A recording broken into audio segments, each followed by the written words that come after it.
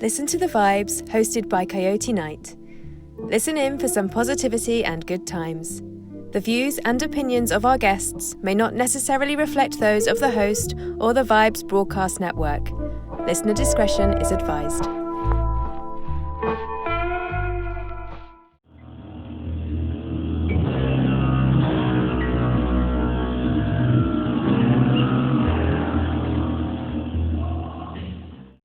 Well, hello, everyone. Welcome to another episode of Listen to the Vibes. I have here Miss Maria Olsen, who's been in several films and TV shows, and we had a short little chat before we got started, but I want everybody to get to know her. So, Maria, please tell everyone about you. About me. Hi, Kyle. Thank you so much for having me. There you go, number one on the list. Let me see, me. I'm originally South African. I have been in Los Angeles for the past 15, almost 16 years now. I like cats a lot. I have a Silver Age DC and Marvel comic collection. Ooh. I love show tunes. I adore horror movies because that's awesome because I've been in several. I'm deathly afraid of snakes. I love spiders. What else? I don't like cherry flavored water, but I drink any other flavor. I think that's a lot of random personal information. So what kind of cat do you have? Oh, I have 7 at the moment. They range from like normal everyday tabby cats to what is Carl Franz? He's not a Siamese, he's a Tonkinese actually. Similar to Siamese markings, but he's got the turquoise eyes instead of the blue, and it's a little bit of a different body shape. We have one pitch black long-haired cat. We have another very similar to Siamese markings, but not a Siamese. He's a long-haired cat. Black and white cow cat, and a couple of tabbies running around causing havoc. Yeah. You beat me by one because we had 6. And mine is a tortie, if you're familiar with torties. So love them. Oh yeah, my wife's is a complete white cat, and she's got one green eye and one blue eye. Yeah. Gorgeous. And then the other ones, they belong to the kids, so they don't count. So you have DC and Marvel collection? Oh, okay. You have to tell me about that. I started collecting comics when I was still in South Africa, long time ago now. I preferred DC to Marvel because, I don't know, the universes were just cleaner and clearer to me. Marvel was always full of like angst and anxiety and stress, and DC was more, the storylines were just crisper and I could relate to them better. So I got a whole bunch more DC comics than Marvel. Which I still have to this day, except for that one box that was lost when I came across from South Africa. Damn it. Wonder Woman was always my favorite character, so I absolutely love the fact that there are films now of Wendy Gal Gadot. I have, maybe 300 of the comics from the Wonder Woman comics from like the 70s and the 80s. My entire collection is about 2,200. Wow. And they're just pretty much sitting on my shelves, growing old gracefully, let's hope. And yeah, usual Wonder Woman, Superman, Batman, Justice League, Detective Comics, the usual stuff. And then some of the really weird and obscure stuff like Captain Carrot and Izuku. Like, not many people remember that, but Black Hawk, Legion of Superheroes, I got a ton of those, Superboy, Firestorm, Teen Titans, I love the original Teen Titans. So yeah, I still got them and they're still there. We could talk about comics all night because that's like right up my alley. Have you met Gal? No, I have not. I wish. She is absolutely wonderful. Aw. She is. I actually met everyone from the Justice League except for Ben Affleck. Okay. Batfleck. Yeah, Batfleck. I was really surprised how well he did in that movie. I kind of thought it was, because I didn't really care for the Daredevil that he did, but Right. That was a while back. Yeah. I'm in the middle of Gotham at the moment, actually. oh, are And you? yeah, it's very interesting to me to see how they sort of lay the groundwork for the characters that we know later on in life. And it's like, oh, okay, so that's how Selena Kyle develops into Catwoman, sort of thing.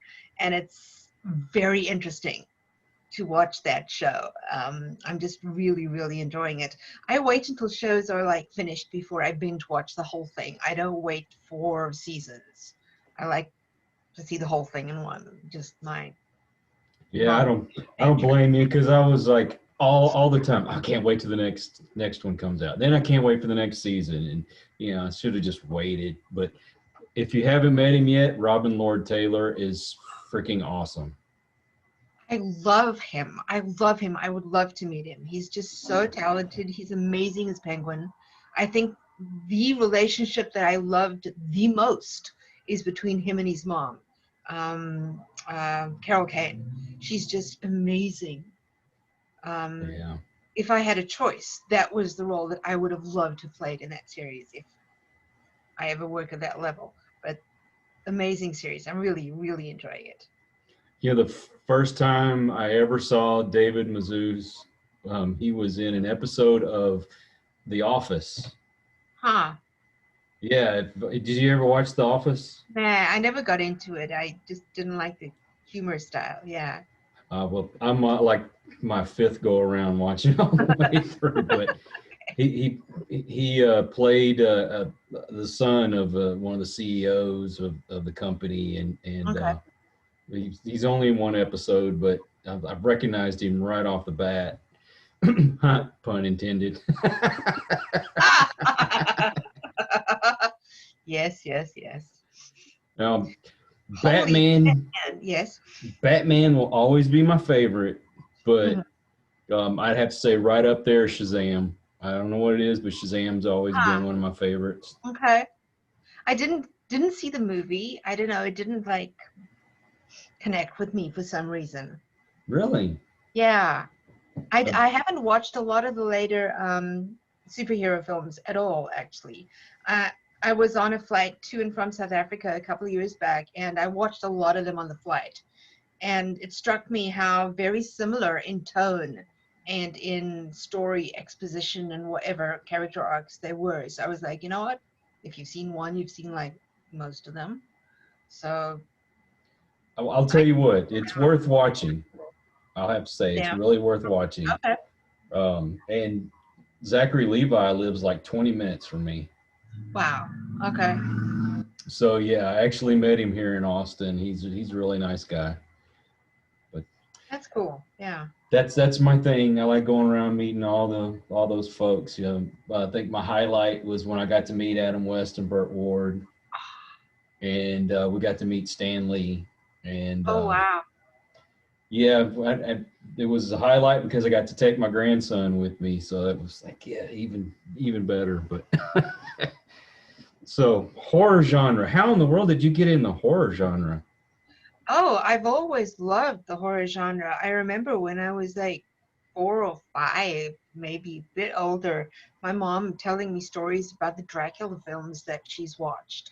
I read Dracula, the novel, when I was about 8 for the first time.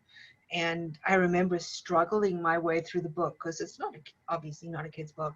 And then I read it every year following until it was an easy read for me. So I literally developed along with reading that book every year.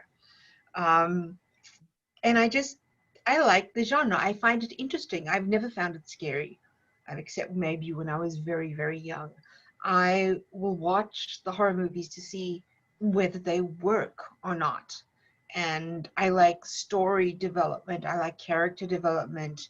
I would prefer Hereditary or Midsummer to Jason comes back for the 20th time sort of thing, you know. So that's the kind of horror that I enjoy. And when I started auditioning for film, eventually I figured out I had a very intense screen presence when I wanted to do that. And I was like, I'm very intense. Obviously, I could find a home in horror. So I started going out more and more for horror roles. And I started booking them. And I'm like, that's fine by me. I love the genre. You can find really intense and interesting characters to play. And I would prefer that any day to like soccer mom number 10 in a romantic comedy or whatever. That's just not me.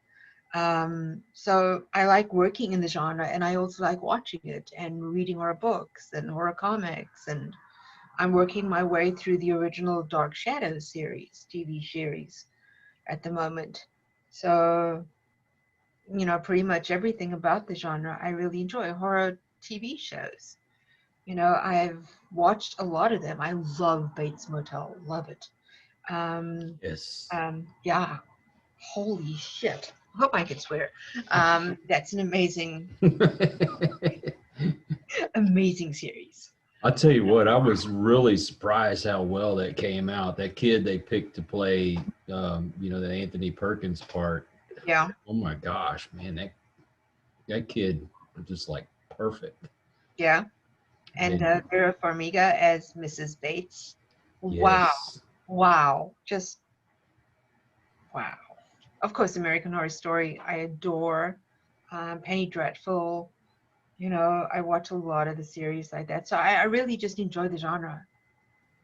Have you seen the Frankenstein Chronicles? Nuh-uh. Is that a series?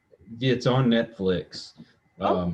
I watched it a few years ago, and then I started rewatching it again, and I'd forgotten some of it, but very intense story. Okay. Doesn't actually have to do with Frankenstein's monster, but you'll get the gist of it if you watch it. But Yeah. I think you'll like it. Okay. I must find it. Yeah. Yeah, the Frankenstein Chronicles, good show. Uh-huh.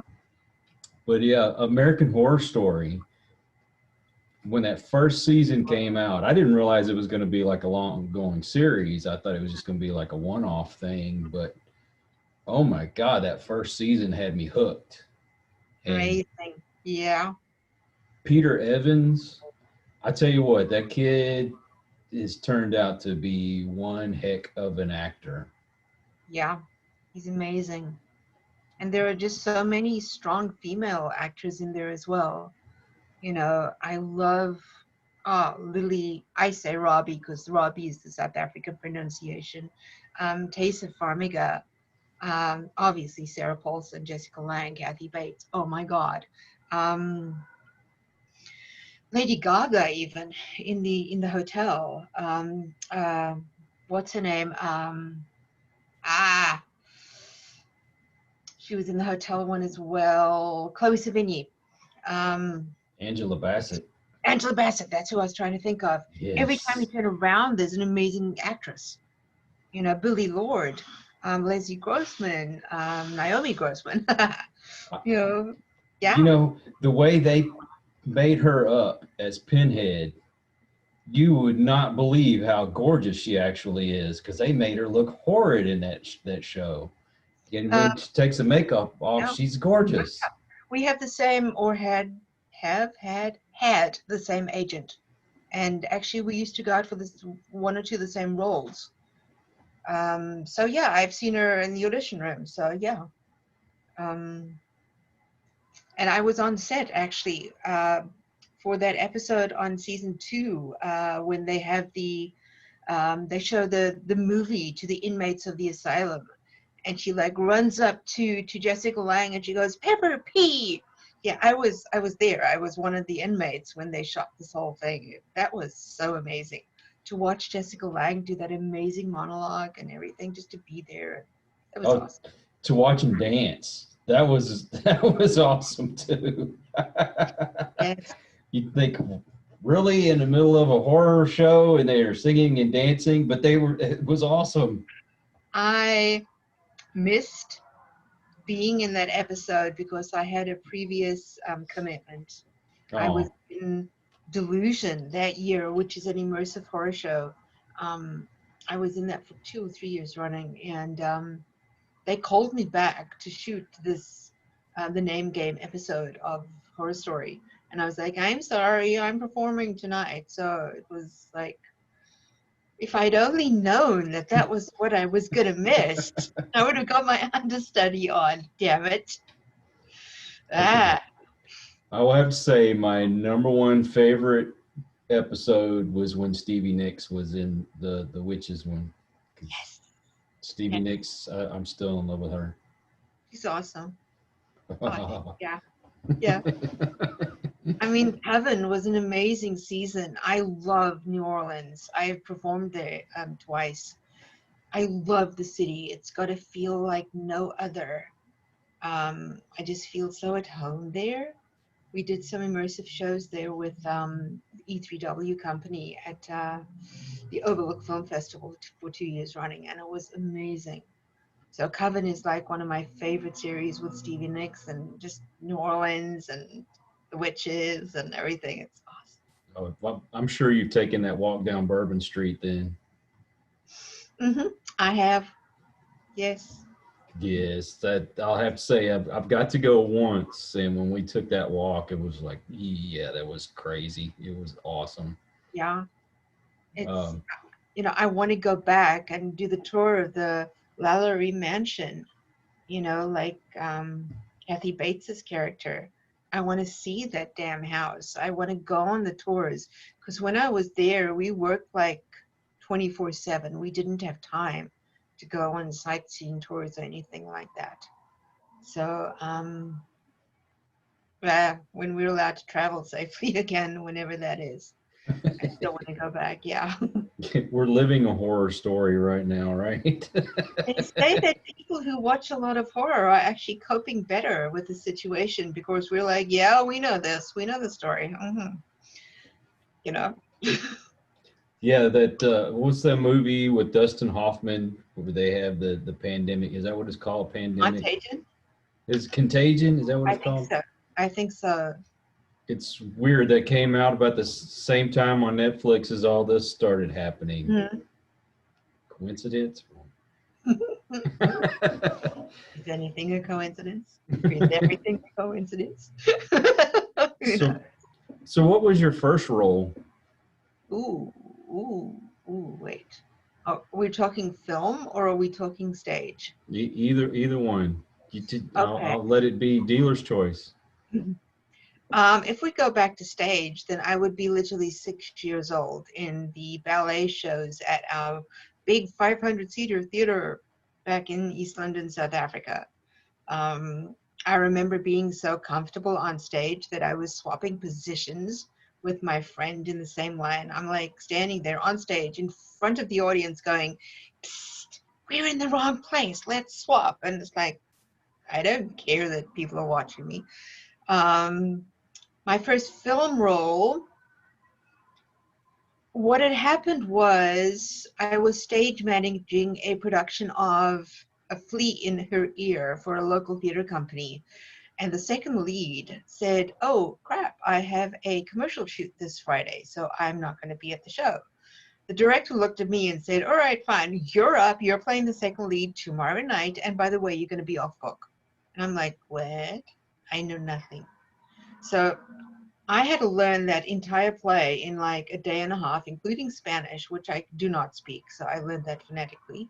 And the guy that I was playing opposite, he was like, yeah, she can do stuff. So when he produced a film a year later, he offered me a role in it. And that was my first ever film. Oh wow. Yeah, a feature film, feature horror called Sam Hell, which is hiding somewhere in the bowels of YouTube. But it's really a great film. The producers had a huge fight, so it didn't get distribution. Usual story. And it's just sitting on YouTube now, quietly, and no one knows it's there. But it's a really good film. Wait, Sam Hill? Is that Yeah. what it's called? Uh-huh. There's one of the lead actors in there. He's kind of famous, isn't he? Well, the lead was Brian Graves, and there was Skip Peepo was the titular character, Sam Hell. So it might not be the same one that you're thinking of. May not be, Yeah. because I remember a movie with that same kind of title Yeah, no, to it. this one's very much on the down low because they were fighting for so many years that it lost its chance really to get out there, you know, which is a pity because it's good. But yeah, my second film, the director said something at the wrap party. The producer overheard him say it and turned around and said, "Well, I will see your film never gets distribution." And Uh-oh. the second one didn't get out either. It got into a few festivals and that was it. Like, yeah, welcome to Hollywood, you know? Unfortunately. Yeah. But you We were wanted to in, talk about, yeah. the Percy Jackson movie, right? Hmm. That's more like my kids' Yeah. time, but yeah. Tell me Yeah. about that. Um, I had just signed with a new agent, and that was one of the first auditions that she got me, and she was very pleased because I was like literally a complete nobody. Still am. Um, and I got in for an audition, got to a callback, eventually booked the role to everybody's surprise, because you don't really do that, as in just walking off the street sort of and get an opportunity like that. So I was really lucky. Went up to Vancouver 3 times, once to practice the stunts because it was in my contract that I had to do my own stunts, which included jumping off like a 15-foot or whatever scaffolding in a flying harness. A lot of fun. And of course, I had never done that before, so they had to teach me how to do it. And I trained on like this 8 or 10 foot scaffold, which eventually was like, okay, that's fine. And when I got on set, it was like twice the height. And I'm like, well, what is this? This is bullshit. But you just have to do this. You know, you just have to climb up there. And when they say action, you go grr and you jump off and you hope for the best. I went up 3 times, once for the stunts, once to shoot the scenes in the museum, and then there was another scene that the director Chris Columbus wrote for me because he was like, she's okay. So he wrote a scene in the school for me. Originally, the character was going to be some random homeless woman that talks to Percy Jackson in the museum. But then when he saw my audition, he was like, no, I'll make her the actual character from the book, Mrs. Dodds, the substitute teacher who's like hunting Percy. So he rewrote the whole scene for me and added the extra one. So I'm like an actual character in the universe now. Oh, And wow. yeah, of course I turned into the Fury, which was fun. I had to do like CGI mapping of my whole body, and I recorded the lines in my own voice, but like growly and everything to speak as the Fury and everything. And out of that whole thing, I got an action figure, me as the Fury. So that's lurking out there somewhere. Well, see, you've made it when you have an action figure made of That's you. what they say. Now, if you really want to be on top, you have to be a pop figure. Yeah. No chance. So if I ever get a pop, I know I have hit the big time. So you also was in I Spit on My Grave, or Spit on Your Yeah, Grave, I mean. I'm sorry. I'm in the official sequel to the original film. Mhm. 1978, I Spit on Your Grave with Camille Keaton. Lived as a single film for 78, 88, 98, 2008, almost 40 years. And then we shot the official sequel to it in 2015. Same director, same writer, same production company, the Zarki family.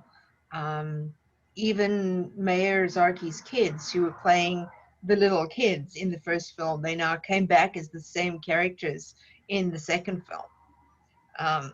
So it was like a complete family affair, which was amazing. I love Mayor. Mayor was brilliant. Camille came back and reprised her role as Jennifer Hills, and it introduced the amazing Jamie Bernadette as Camille's daughter, Christy Hills. And of course, I play, if you remember from the film, the original film, Johnny was the one who had that unfortunate accident in the bathtub when he lost a very important piece of his body. and his wife. You saw his wife in like one scene when she was yelling at him. And I play his wife like 30 years later, and I now am out to get my revenge against Jennifer Hills because, of course, I don't believe Jennifer Hills' version of the story that she was attacked. I believe that she lured the boys and then killed them. Wow. So I'm like out to get my revenge because I think I'm right. She can't just get away with this. You know, our boys are dead. She must pay, sort of thing. Obviously. Okay, we'll talk about another movie. One my wife absolutely hates is Krampus. You were in Krampus Origins. My wife absolutely hates that movie. Okay. You can't win them all. I didn't say I hated it. She hates it. Well, I loved filming it. One of my best friends in the world, Katie Peabody, was in it with me. I love shooting with Robert Conway, in Arizona, where we almost melted because it was so hot. And we were in period costumes, so that just makes it hotter. But it's a film. It's one of my films. If I tell you how many of my films have been called the worst movie of all time, you know, it's you learn to live with. You were not in Howard the Duck. That is the worst film of all time. No, I was not in Howard the Duck. That's the worst movie of all time. Okay. You know what? The critics have called a lot of movies that I really, really love bad movies, and I think they're awesome movies. So I don't listen to what critics say. Nah. You know, I mean, everyone hated John Carter of Mars, and I loved it.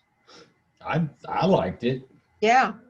It was an awesome film. I mean, they should have done the sequels, but because everyone hated it, they were like, shh, we're just going to go away quietly. So, they didn't like Lost in Space with William Hurt, and I thought that was a really cool movie. I mean, I didn't really care for the little monkey-looking character that they had in there, but other than that, I thought the movie was awesome, and I couldn't wait for the next one to come out. Yeah. They did away with it. So, on them. So you're on your way up, and then all of a sudden you meet Craig Ahrens and David Espinosa, and then your career's just going to tank after that. I know, right? Just down in the basement. Now I'm not going to let them watch this, but no, they're awesome. I did get to see their The Evil Down the Street, and now I'm anxious to see the Crumbs and Demon Fighter. And right, yeah, they were shooting that in April. I have not yet seen the Crumbs. I got an email from Craig like 2 days back saying they're still talking to various different distribution companies, so they don't have any concrete information for us right now. But it's finished. It's obviously about to get out there somehow. I loved that script. I loved shooting that film. Jeff, who plays my son in the film, was amazing to work with. Actually, all the actors are really, really, really fun to work with and really so good. And Jeff and I, we just had so much fun because a lot of the time they would let us like ad lib at the end of the scenes or something. And my character plays, she's originally from England, so there's the British accent when we are like in family scenes, and an American accent when we are speaking to the guests at the guest house. But when Jeff and I are together and we're like playing the British upper class mother and son, you know, we just carried on ad-libbing, and it was so much fun. So much fun. You know, the scriptee Elizabeth and, you know, Jenny, our first AD, and she was second AD. They just couldn't stop laughing sometimes just from listening to us carry on.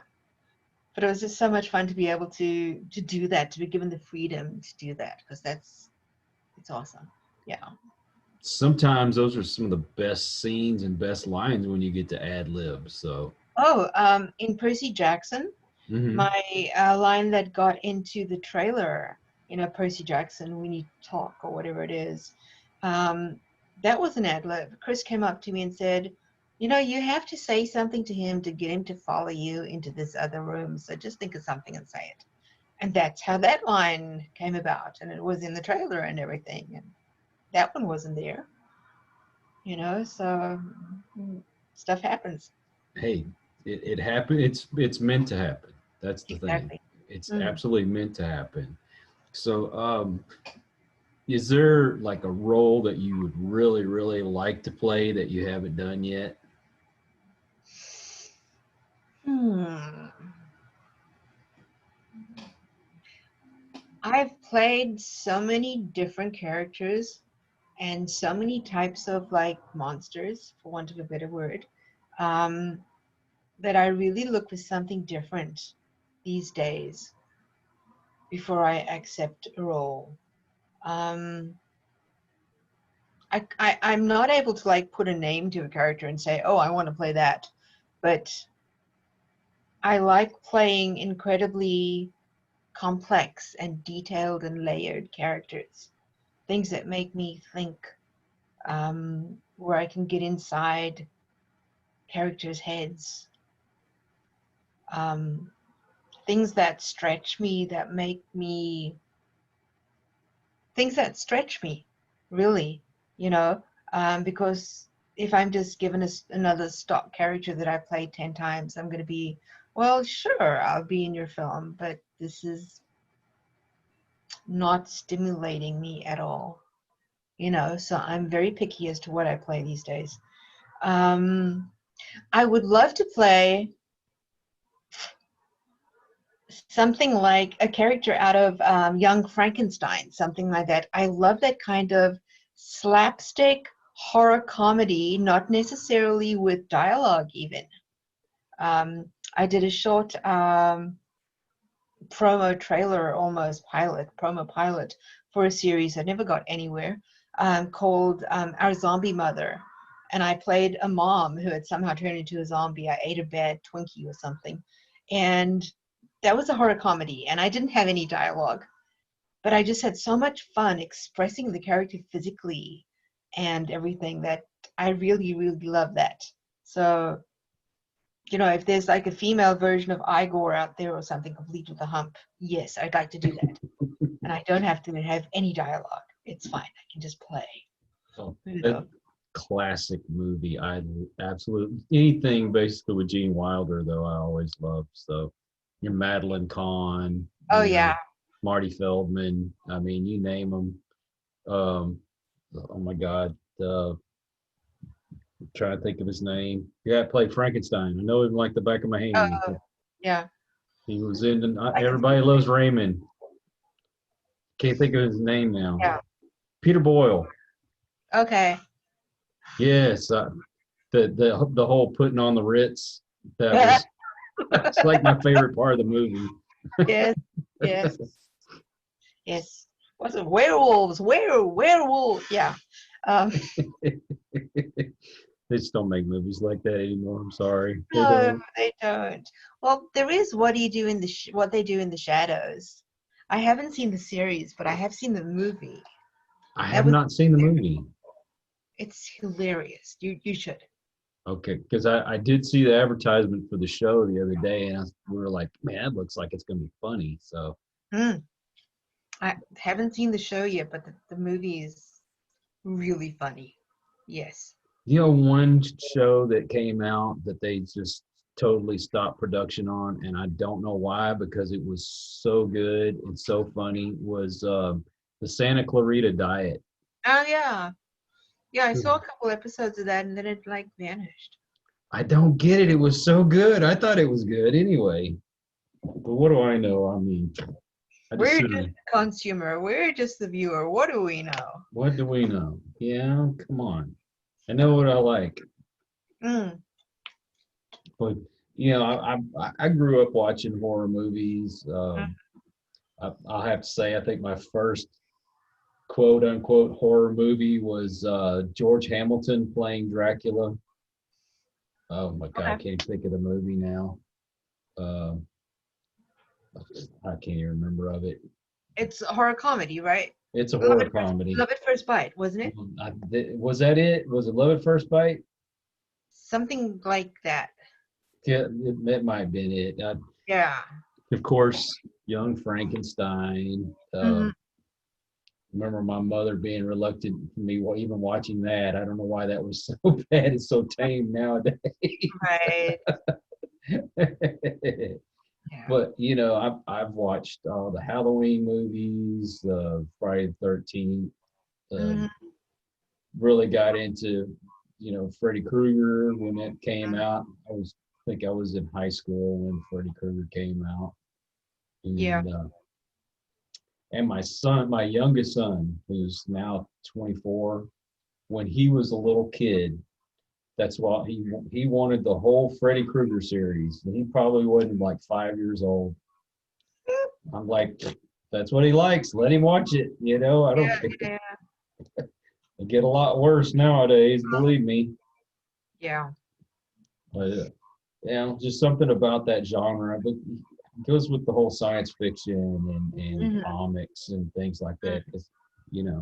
if you were like me, I grew up watching Star Trek, and then Star Right. Wars came out, and you know, Battlestar Galactica, Right. and uh, The yeah. one of my favorite Saturday morning shows. Um, First thing I ever saw Sid Haig in was a show called Jason of Star Command. Hmm.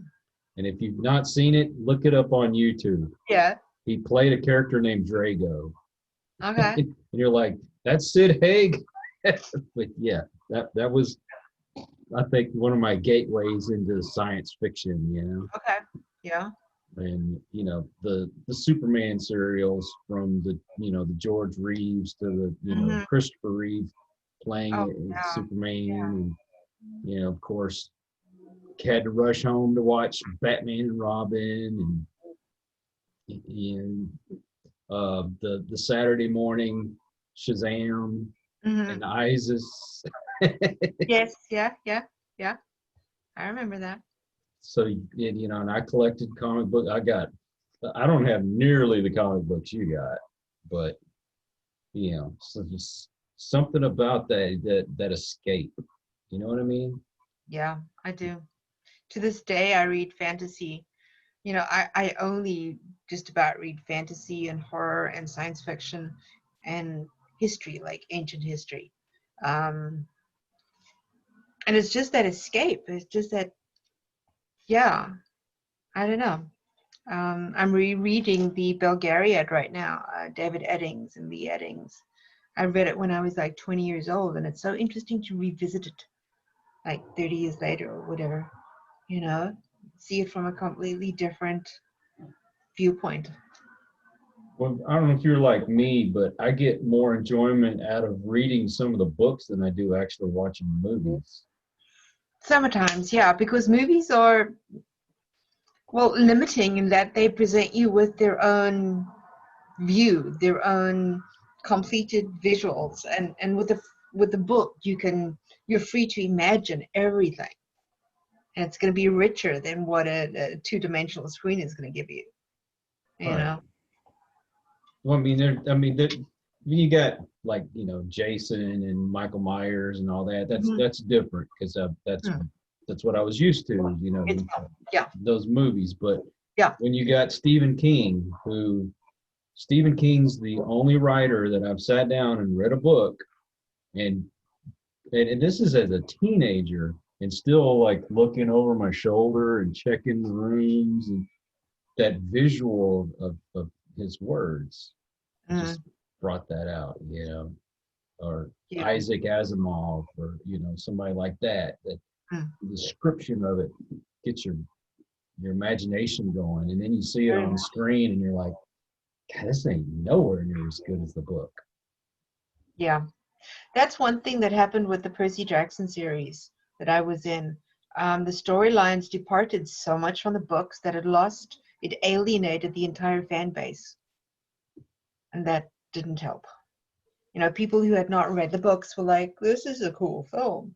But everyone who had read the books, the kids that the film was like targeted at, were like, nah, this isn't our story. This isn't our Percy. Percy's 12, Logan's 17, go away. So they just didn't bond with it at all. And that's why it wasn't as popular as it could have been. You know, like with Harry Potter, Harry Potter started at 9 years old or whatever. He didn't start at like 16. It wasn't a departure from the books. It was as much as of the book that they could cram into the film as they could. So your audience stayed true. In other words, your fan base stayed, but not with Percy Jackson. So if you had to pick a favorite writer, who would it be? A favorite writer?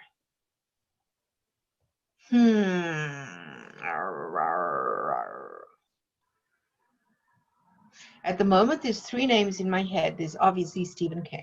Okay, I love his work. There's Anne Rice. Oh, yeah. And Stephen Donaldson, who's a fantasy writer, written the Thomas Covenant series, which I absolutely love. I've been stuck on the last like 50 pages of the final book in that series for years because I just don't want the whole experience to end.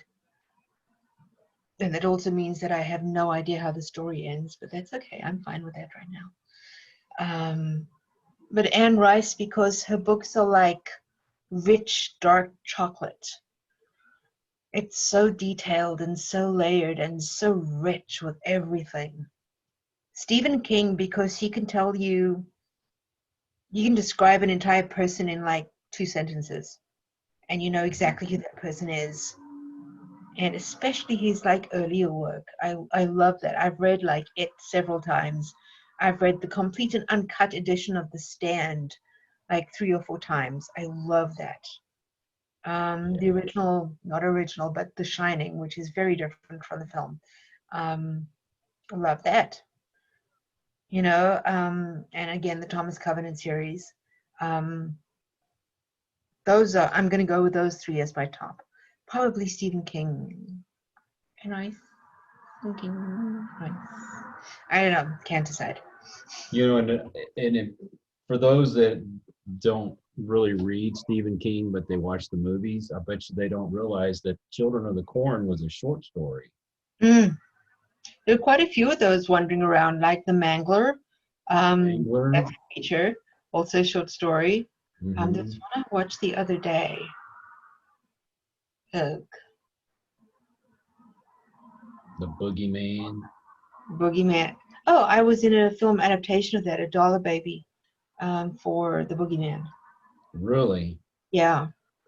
Oh my God, that I still remember that vivid description of here's this guy talking about, you know, seeing his son being snatched up out of his baby crib and shook and by this monster, and you know he's telling the psychiatrist all these things, and then that whole, you know, go make an appointment, and then he walks back in and doesn't see the guy, and then when he opens up the closet door, there's the psychiatrist, the monster ripping the psychiatrist's face off. Biff. Yeah. Freaking amazing. Yeah. I mean, Misery. Oh, Misery. One of my, I love it. yeah. What was the one that I watched the other day? Not the Silver Bullet.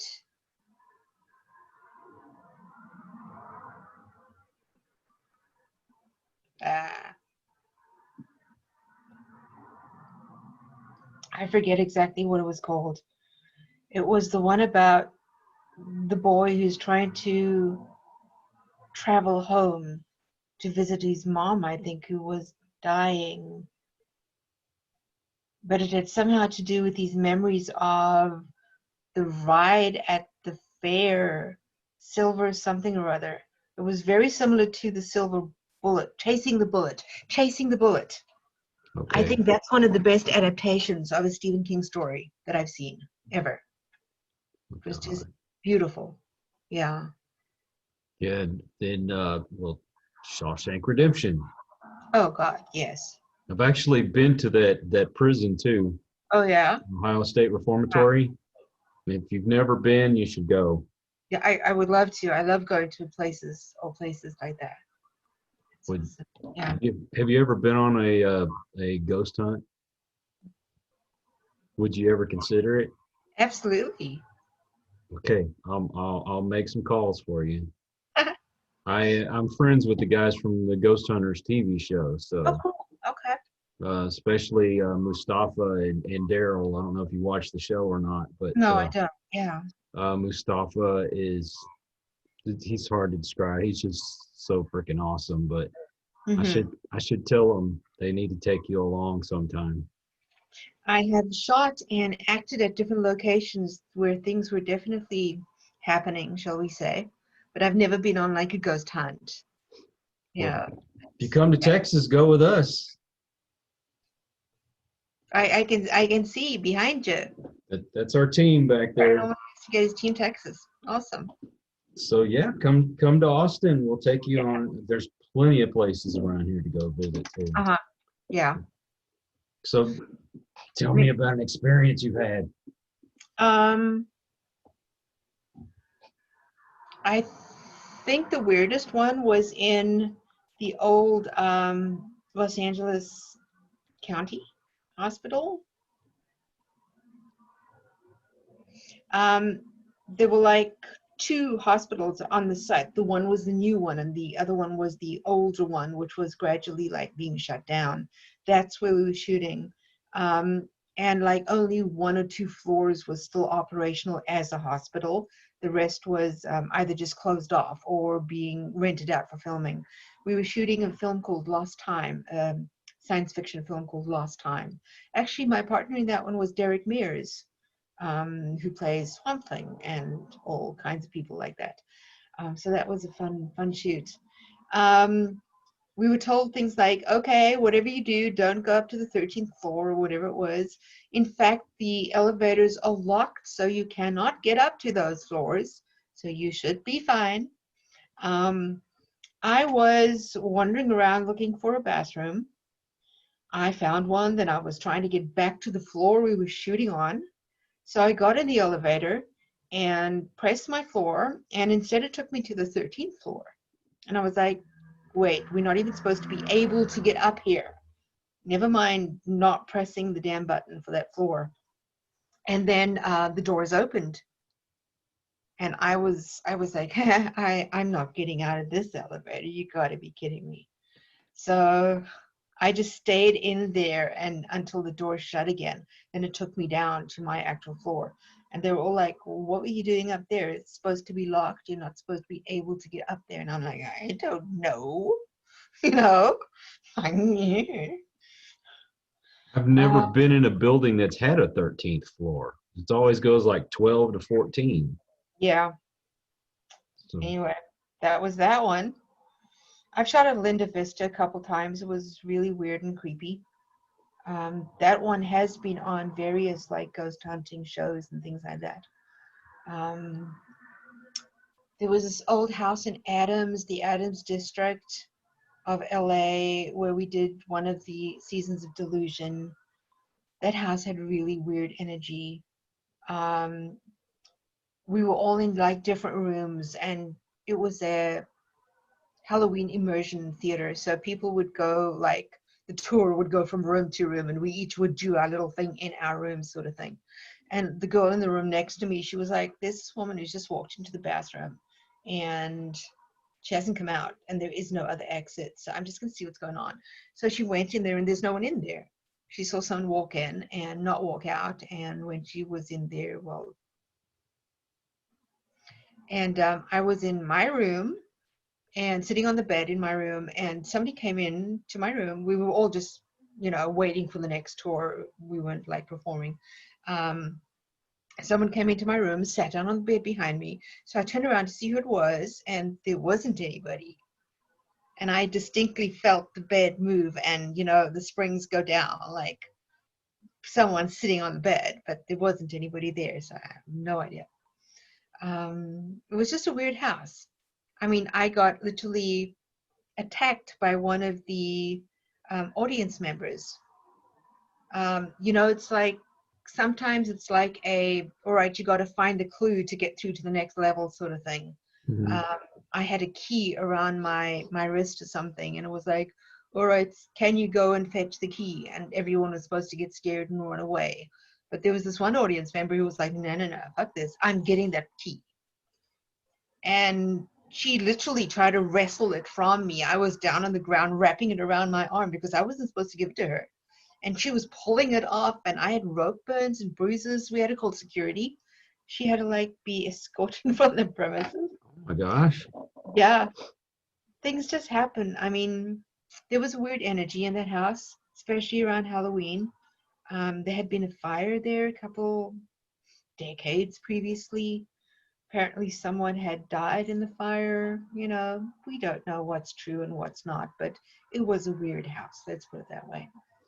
So, you've heard stories like on the set of Exorcist and, all these other movies where, it seems to be cursed. And have you ever experienced anything like that, or it's just been weird stuff like that? We had a couple weird things happen in the cemetery when we were shooting I Spit in Your Grave, Deja Vu. We had weird equipment malfunctions, like the behind the scenes video sort of thing froze or something or other. I can't really remember. We heard voices. I actually answered somebody, and they were like, who are you talking to? Like, no one said anything. But it was like there was a voice saying something or other. I don't remember what. So that was odd, and that we've actually got on tape, because whatever they taped for behind the scenes, they obviously kept, and there's weird time anomalies on that video and things like that. And various places around LA that I've shot, there'll always be something that'll be odd in a couple of them.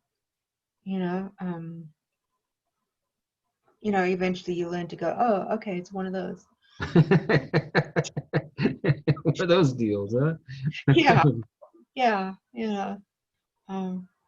What you gonna do? Now, I know there's a trend of a lot of movies being remade in Hollywood,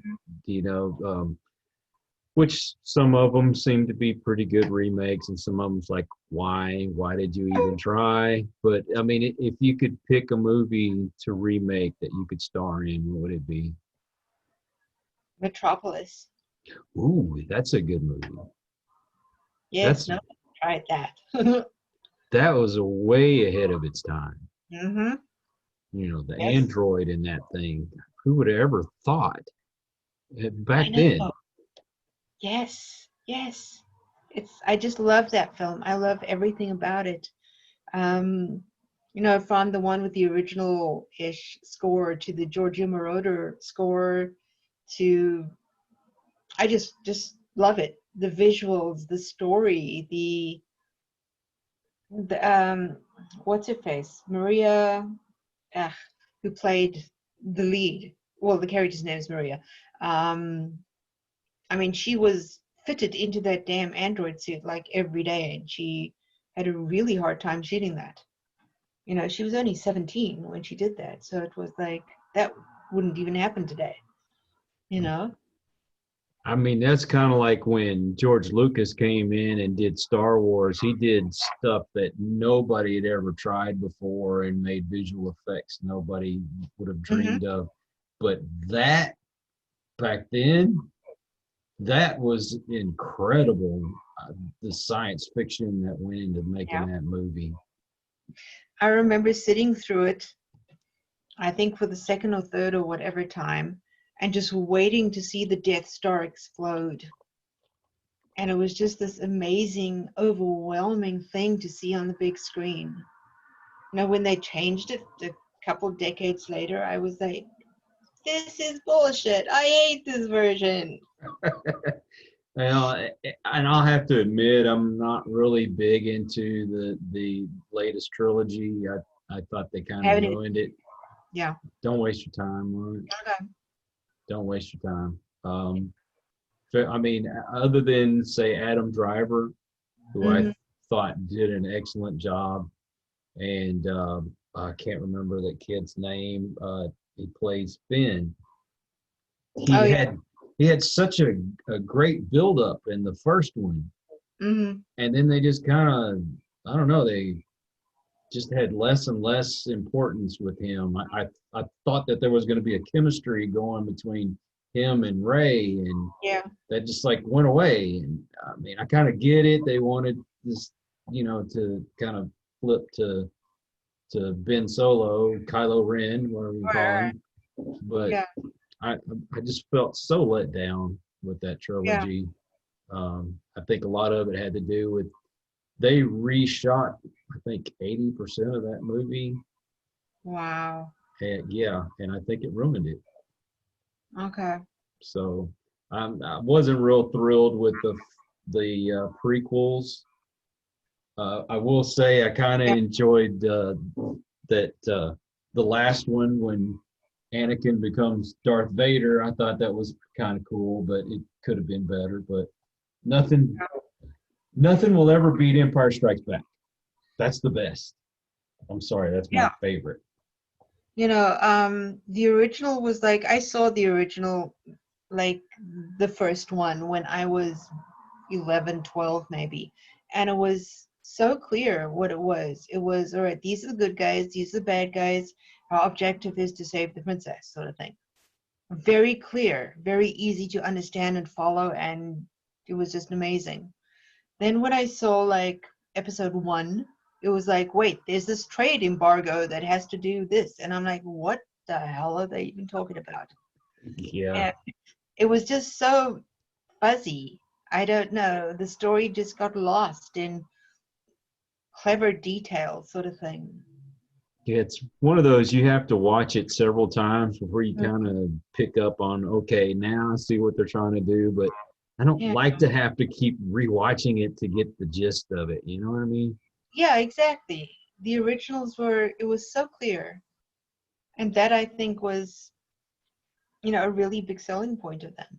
It's not that they were simple, but they were archetypal, good versus evil sort of thing that everyone could instantly identify with. Yeah.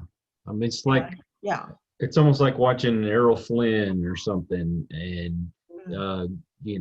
a good cowboy picture, but it's in space. Space opera, yeah. I mean, that's what it was. Yeah. You have the shootouts and the sword fights, and it was so magical for Yeah. 1977. I mean, good night. That paved the way, and now look what they do. It's got a lot of cool special effects though in these movies, but it's lost something in the stories. Yeah. Yeah. Yeah. So it's kind of why I really enjoy Craig and David, because they've simplified things, and Mm. they don't have to give you all this weird special effects to tell a good story. you know and then there's the underlying story that if you paid attention you pick up on. Yeah. Yeah.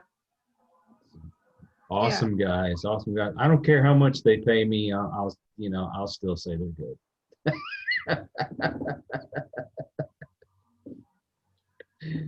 But Yeah. so do you have aspirations of maybe directing or even writing a film? I've directed for stage, and I love directing for stage, but I've never directed for film. I think I lack confidence because there's a lot of the technical aspect of film that I do not understand. So, I mean, I can deal with actors, in my sleep I could deal with actors, but I couldn't with all the rest of it. I don't understand.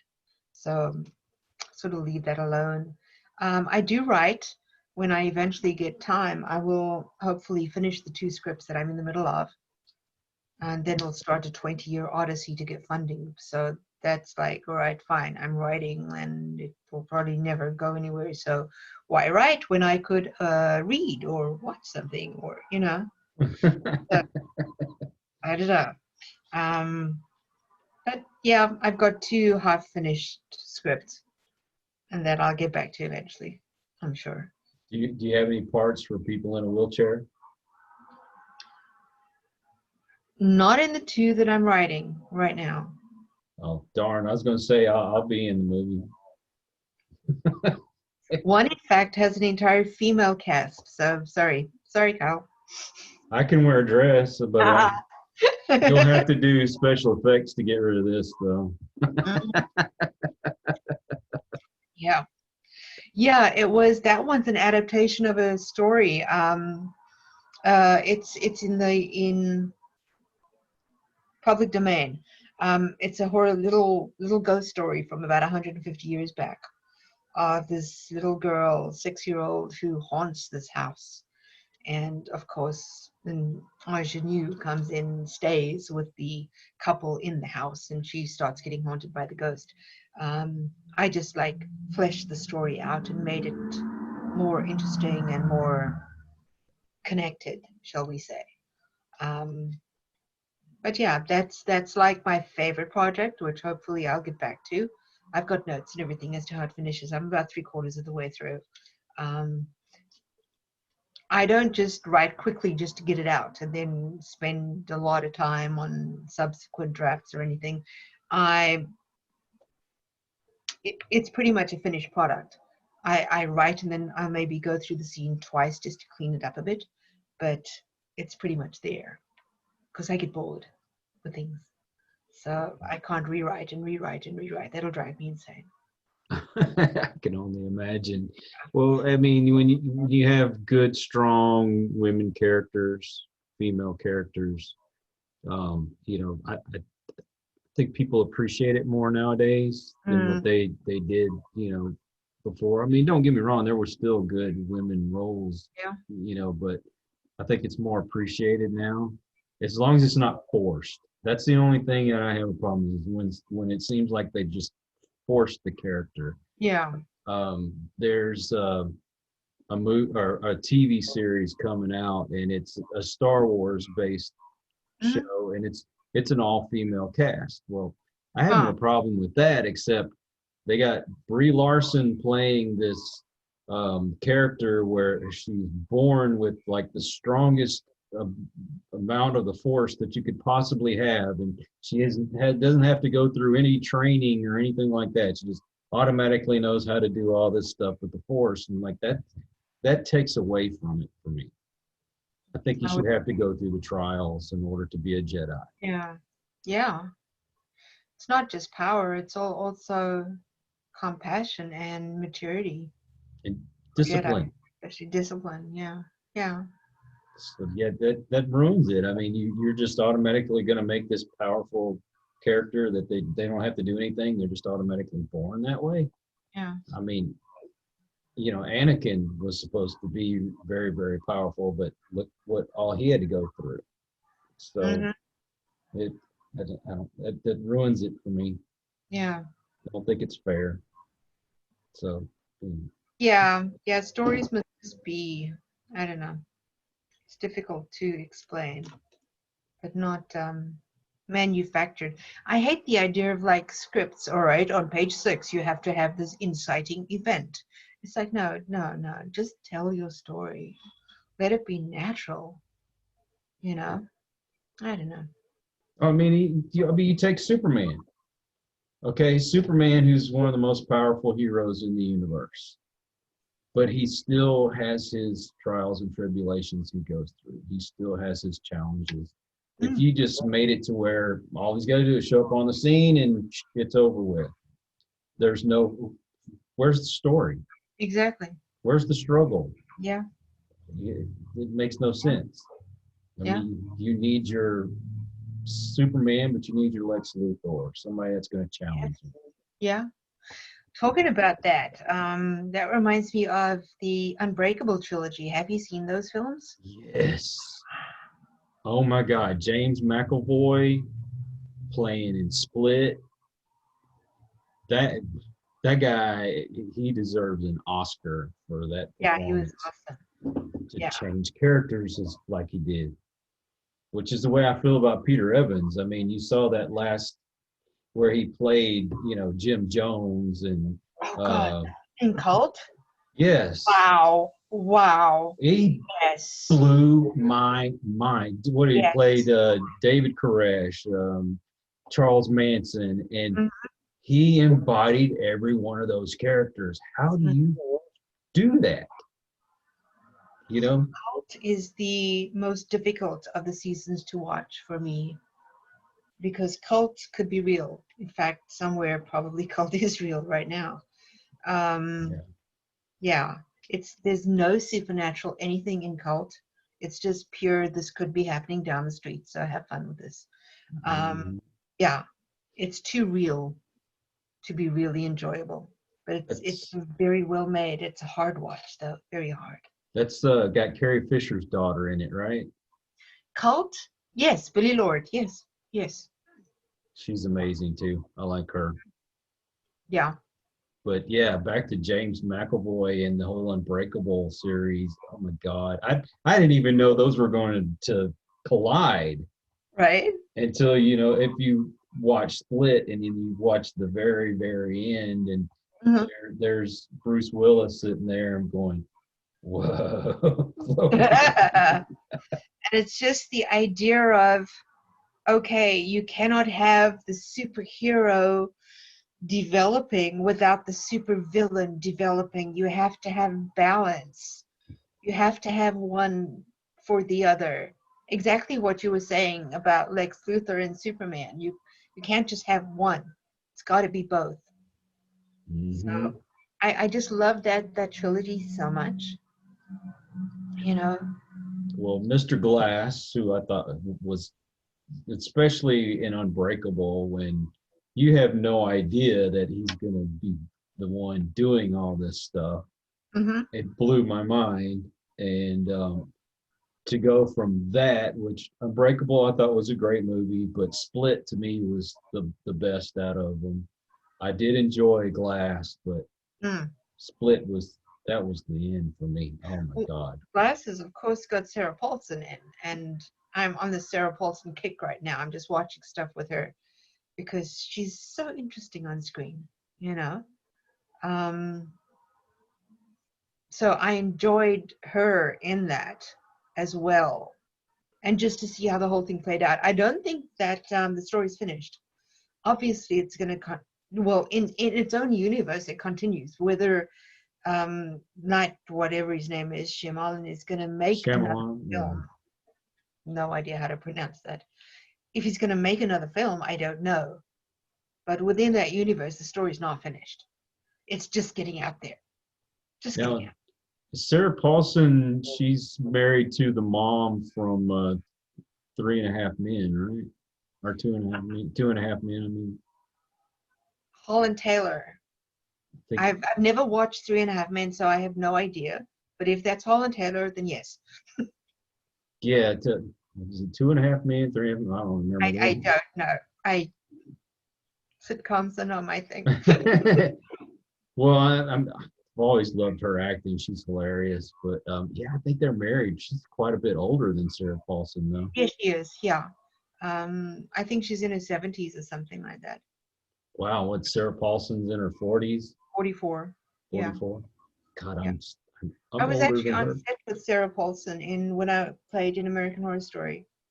You know, they were all there. Zachary Quinto, the Reb, Sarah, Chloe, obviously Jessica, who's amazing. But it was interesting. I didn't know anybody from anybody at that point. I just knew Jessica Lange, you know. I still Um, think she's gorgeous. she's awesome. She's absolutely beautiful. Yeah. Zachary Quinto, I tell you what, that's another guy who can be pretty diverse in his acting. Have you Mhm. seen Nosferatu? No. Oh my God! Do you have Shudder? Yeah, I do actually. Okay, they show that on there. Is this I don't the want Rob- to tell you anything about it. It's yeah. huh? Is this directed by Robert Egger? I honestly don't know who directed it, but Doug Jones? Is it with Doug Jones? I don't know. I Okay. remember him being in it. There's a girl in there, and I don't know who the girl is. Okay. But very good story to me. Okay. I've yet to see anything I don't like with Zachary Quinto in it. So Hmm. I thought he was an excellent Spock. Yes, absolutely. Yes, Him and Chris Pine have a good connection, I think. they do. Yeah. I loved Chris Pine as Steve Trevor as well. You know, he was great in that role. Great. Yeah, but what's the one with God? Well, I'm having a brain fart right now. Linda Carter and oh my God, what's his name? The one from the TV show that played Steve Trevor. Was that Lee Majors? We No, never no, no, got the no. TV show, It- so I've only heard of it. I've never seen it. you have never seen the TV show Wonder Woman? No, we only got specific shows in South Africa. Not everything came across, Okay. and that did not come across. So I know of it, but I've never seen it. Oh my God, Lyle Oh, Wagner. Lyle Wagner. Yeah. Yes, he'll always be Steve Trevor to me. Okay. But Gal Gadot, I think, is perfect for the part. Mhm. I mean, especially her training in the Israeli army and everything, Mhm. really, I think, played a good part in it. But Yeah. Linda Carter, she's still my crush. Aw. She's still gorgeous. Yeah. Yeah, she is. Yeah. Don't think that woman's ever going to age enough for me not to think she's gorgeous. Anne Margaret's in her 80s, and I still think she's gorgeous. I mean, look at Cher. She's like 70 whatever, and she, looks like she's 30 or something. Yeah, I think she sold her soul to the devil. That's what they say. Dark lady laughed and danced. Yeah. I still remember the Sonny and Cher show. That didn't come over either, but yeah. Oh, you can still catch that stuff somewhere on some streaming or YouTube or something. But I do know they sell the Wonder Woman series at Walmart. So if you're ever in there, Okay. Yeah. find them because those were classic. Yeah. They were classic. There's something about the 70s and those shows back then. Yeah, we didn't even get TV until like 74. Really? I remember a time before TV. Yeah. That was my babysitter. So. Okay. I remember I lived in a hotel at that point because my folks managed the hotel. It was like on the outskirts of town, so we all just lived there.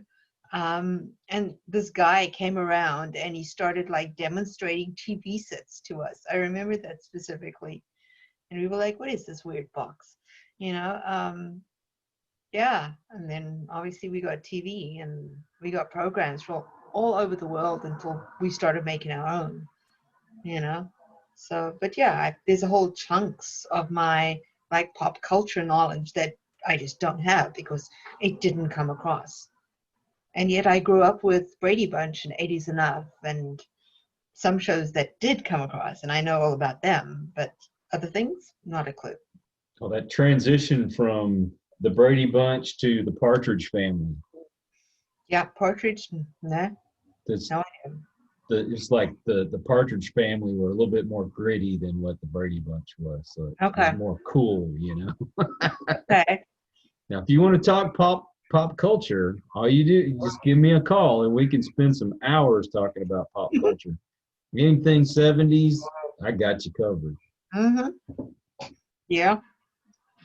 My 70s were ABBA. Yeah, we were insane about ABBA, or at least I was. Wife and the girls, they love ABBA. Yes. And school and stuff. Long time ago. Yeah, too long. See, the 70s for me was Kiss. So. Okay. They're ABBA, I'm Kiss.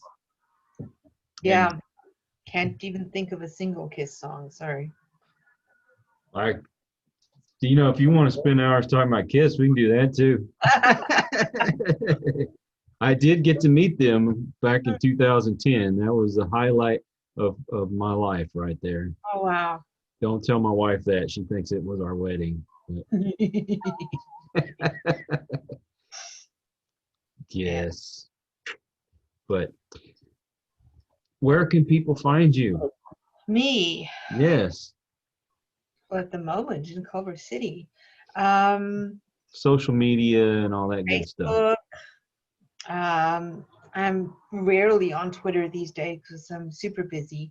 Sometimes I get on Instagram.